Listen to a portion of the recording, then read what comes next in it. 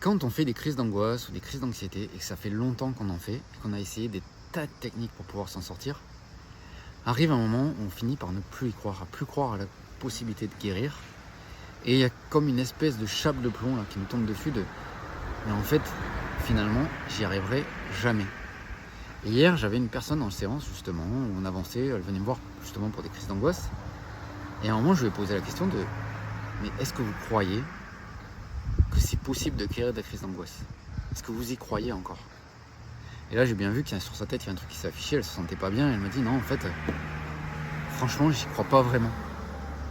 Et au lieu de la rassurer, de la calmer, je lui ai dit ok, fermez les yeux, quand vous pensez à ça, que vous n'allez pas guérir, que ça n'arrivera jamais, comment vous sentez? Voilà, il y a un truc qui est monté, l'envie de pleurer, ça s'est activé et on a libéré ce qu'il y avait dans le corps.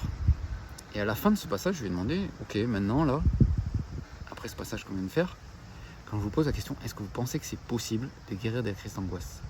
Comment vous vous sentez? Et là, elle me dit, mais il y a un truc qui a changé. Ouais, c'est pas pareil que tout à l'heure. Je sens que c'est moins pesant.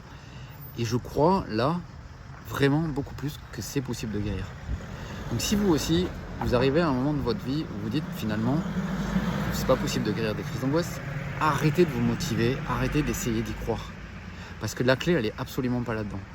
La clé, elle est dans le fait d'aller voir ce qui se passe quand je pense que je n'arriverai pas à guérir. Et là-dessus, je peux vous aider. Je vous dis à bientôt.